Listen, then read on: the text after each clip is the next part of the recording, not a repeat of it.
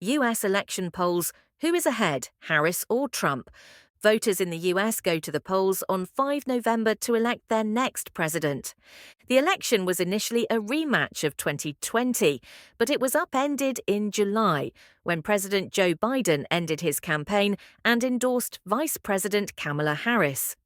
The big question now is, will the result mean a second Donald Trump term or America's first woman president? As Election Day approaches, we'll be keeping track of the polls and seeing what effect big events like Tuesday's presidential debate have on the race for the White House. What do the polls say about who won the debate?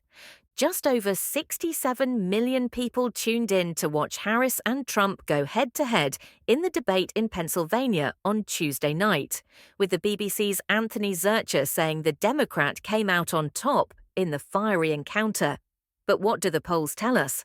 A Reuters Ipsos poll of 1,400 registered voters who had heard at least something about the debate found that 53% said Harris won and 24% said Trump won.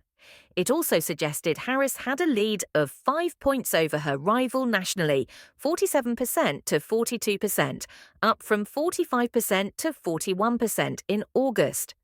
A YouGov poll of 1,400 adults in the US had similar conclusions. Of those who had watched the debate, 55% said Harris won and 25% said Trump. Even so, it found no change in voting intentions, with Harris having the same lead of 46% to 45% as before the debate.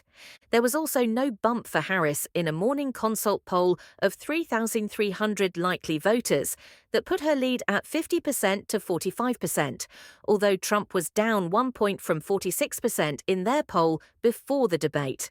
The data we have at the moment suggests that although a majority of those watching the debate felt Harris came out on top, her performance might not necessarily translate to votes, because so many Americans have already made their minds up on which way they will vote.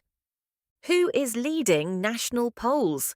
In the months leading up to Biden's decision to drop out of the race, polls consistently showed him trailing former President Trump. Although hypothetical at the time, several polls suggested Harris wouldn't fare much better. But the race tightened after she hit the campaign trail, and she developed a small lead over her rival in an average of national polls that she has maintained since. The latest national polling averages for the two candidates are rounded to the nearest whole number. In the poll tracker chart below, the trend lines show how those averages have changed since Harris entered the race, and the dots show the spread of the individual poll results. Harris hit 47% during her party's 4-day convention in Chicago, which she brought to a close on 22nd August with a speech promising a new way forward for all Americans.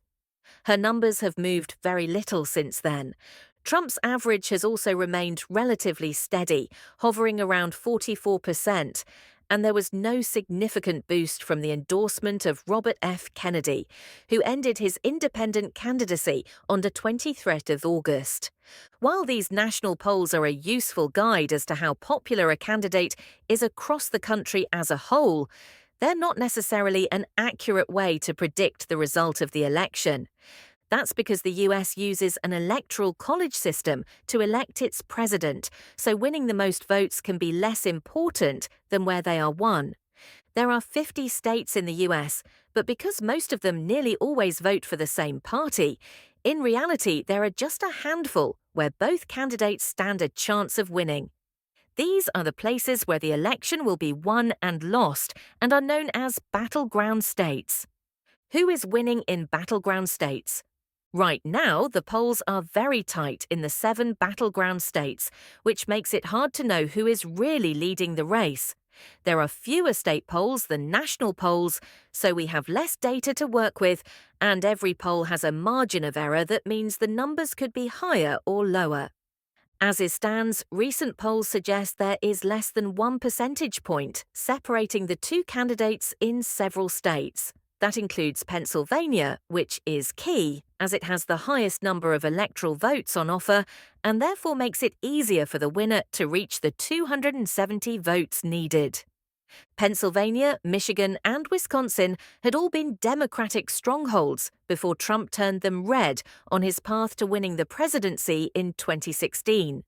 Biden retook them in 2020, and if Harris can do the same this year, then she will be on course to win the election. In a sign of how the race has changed since Harris became the Democratic nominee, on the day Joe Biden quit the race, he was trailing Trump by nearly 5 percentage points on average in these 7 battleground states. How are these averages created? The figures we have used in the graphics above are averages created by polling analysis website 538, which is part of American news network ABC News. To create them, 538 collect the data from individual polls carried out both nationally and in battleground states by lots of polling companies. As part of their quality control, 538 only include polls from companies that meet certain criteria, like being transparent about how many people they polled, when the poll was carried out, and how the poll was conducted, telephone calls, text message, online, etc. Can we trust the polls? At the moment, the polls suggest that Kamala Harris and Donald Trump are within a couple of percentage points of each other both nationally and in battleground states. And when the race is that close, it's very hard to predict winners. Polls underestimated support for Trump in both 2016 and 2020. Polling companies will be trying to fix that problem in a number of ways, including how to make their results reflect the makeup of the voting population. Those adjustments are difficult to get right, and pollsters still have to make educated guesses about other factors like who will actually turn up to vote on 5th of November. Subscribe to our channel for more latest updates.